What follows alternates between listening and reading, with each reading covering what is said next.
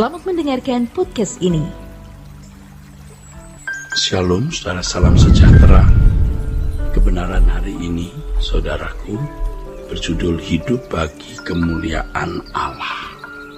Saudaraku, kalau Yesus dijadikan Tuhan bagi kemuliaan Allah Bapa, maksudnya adalah di dalam dan melalui kehidupan Yesus nama Allah dimuliakan. Dan itu tidak terjadi secara otomatis atau tidak terjadi dengan mudah. Yesus harus merendahkan diri, taat sampai mati, bahkan mati di kayu salib. Kalau kita mau menjadi manusia atau anak-anak Allah yang benar-benar memuliakan Allah, maka yang pertama, jangan mencari penghargaan dari manusia. Pada waktu kita memiliki kesempatan untuk meninggikan diri atau kesempatan untuk dihargai, jangan menggunakan kesempatan tersebut untuk menerima penghargaan. Ketika kita direndahkan, kita dibuli, jangan membela diri dengan maksud supaya kita mendapatkan penghargaan. Dan puncaknya ketika semua orang menilai kita buruk, sejatinya di situ justru kita terpacu untuk membenahi diri, terpacu mengoreksi diri untuk dapat berkeadaan benar-benar benar di hadapan Allah. Jadi saudaraku, di sini kita menemukan mutiara yang indah, mutiara yang berharga, yaitu gairah untuk menjadi orang yang tidak bercacat, tidak bercela di hadapan Allah, atau memiliki nilai yang baik di hadapan Allah, atau menjadi orang yang terkemuka di antara orang-orang terkemuka di kerajaan surga nanti. Dan ini adalah berkat yang luar biasa. Karena gairah kita adalah gairah untuk mencari pujian dari Allah dan penghargaan nanti di hadapan tahta Kristus, bukan di bumi ini. Nah, ini puncaknya, sebab di sini seseorang baru bisa memikul rencana-rencana Allah tanpa berambisi untuk mendapatkan penghargaan di balik semua kegiatan pelayanan yang dilakukan. Sebagai pelayan Tuhan, kita giat dalam pekerjaan Tuhan, kita semangat dalam pekerjaan Tuhan.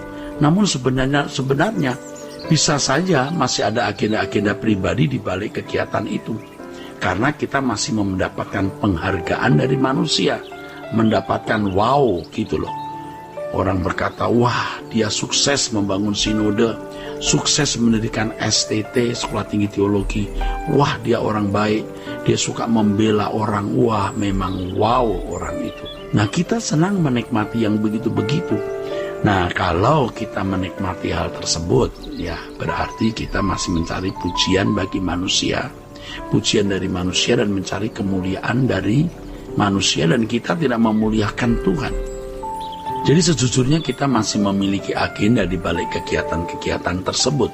Ibarat kita mengibarkan bendera atau panji Tuhan, kita juga ikut mengibarkan panji kecil milik kita di samping bendera Tuhan. Ya, ini merupakan watak manusia pada umumnya, saudara.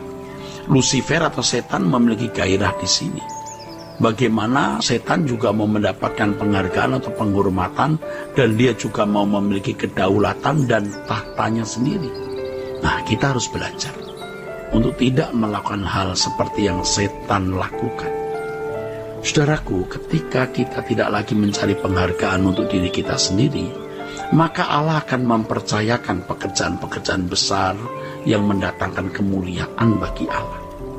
Dan jika suatu hari Tuhan membuat kita terhormat, misalnya seseorang menjadi pemimpin, tapi bukan bagi kemuliaan Allah, wah itu celaka orang itu. Kalau Tuhan menjadikan kita terhormat, misalnya menjadi pemimpin, itu harus kita lakukan demi atau bagi kemuliaan Allah.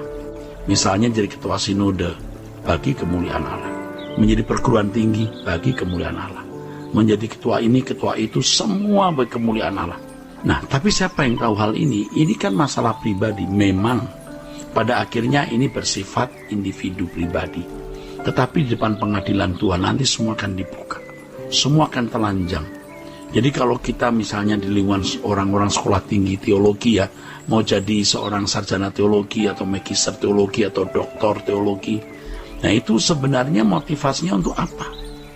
Mau tampil dengan gelar atau sungguh-sungguh mau menjadi efektif bagi pekerjaan Allah? Siapa yang tahu? Individu masing-masing.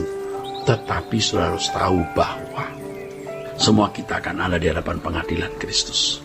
Seperti Yesus menjadi Tuhan bagi kemuliaan Allah, maka kalau kita mendapat prestasi atau kedudukan pun bagi kemuliaan Allah. Di sini kita baru bisa mewujudkan apa yang dikatakan oleh firman Tuhan. Baik kamu makan atau minum atau melakukan segala sesuatu, lakukan semua untuk kemuliaan Allah. Kita akan menjadi semacam instrumen atau alat di mana Allah dimuliakan, saudara. Ya, di mana Allah dimuliakan, saudara. Dan tentu manusia-manusia seperti ini menjadi kesukaan Allah, saudara. Tentu menjadi kesukaan Allah, saudara. Ya, tentu manusia-manusia seperti ini ya, menjadi kesukaan Allah. Ya, dan Tuhan menghendaki kita benar-benar menjadi kesukaan Allah. Ya, jadi ketika seseorang berhenti mencari penghargaan bagi dirinya sendiri, itu dia akan mencari penghargaan bagi Allah. Walaupun punya momentum untuk mendapatkan penghargaan, dia tidak akan menggunakan itu untuk kesenangan sendiri. Dia mempersembahkan kemuliaan bagi nama Allah. Nah, di sini Allah disukakan hatinya, digembirakan. Ya. Orang yang masih mencari penghargaan bagi dirinya sendiri, tidak mungkin dia menjadi anak kesukaan Allah. Jadi kalaupun kita punya ide yang bagus dan kita kemukakan hal itu ya kepada orang atau dalam satu pertemuan, itu bukan demi supaya kita mendapatkan penghargaan. Waktu kita ada dalam satu diskusi, kita mau bertanya atau menyampaikan ide, kita mau menyampaikan ide untuk memberkati orang lain atau supaya kita memiliki nilai diri. Kalau kita masih mencari nilai diri melalui hal itu, kita tidak hidup dalam kehidupan memuliakan Allah. Sekalipun orang lain bisa mengatakan dan memuji kita bahwa kita hebat, cerdas, idenya bagus, namun semua itu kita persembahkan bagi kemuliaan Allah.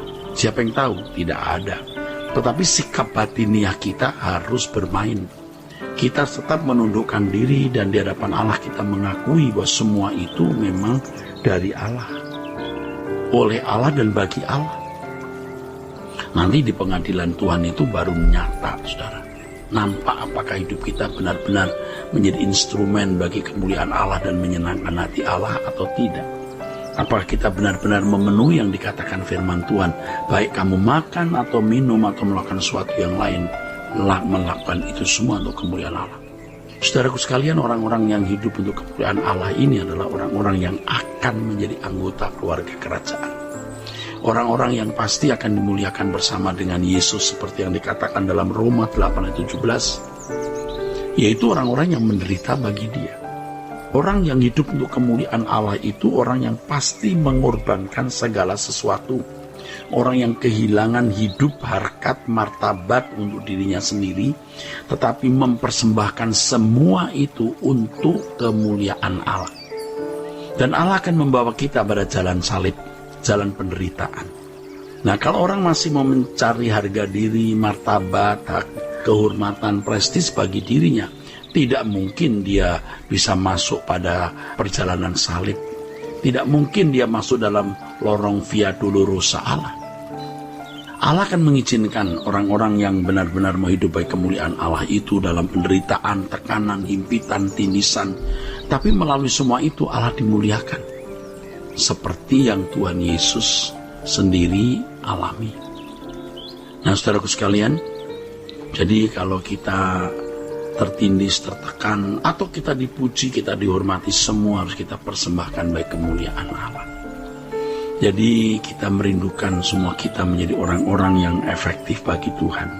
Kalaupun kita sukses menjadi pemimpin terkemuka di masyarakat ya, yang sering kita dengar menjadi kepala bukan ekor, semua juga untuk kemuliaan Allah. Kalau kita tampil cantik, punya barang branded dan lain-lain, itu bukan karena kita mau dipuji orang ya, tapi semua untuk kemuliaan Allah. Tentu sebaiknya kita hidup sederhana dan tidak menjadi batu sandungan. Ya, kiranya kebenaran ini memberkati saudara-saudara sekalian. Sola Gracia.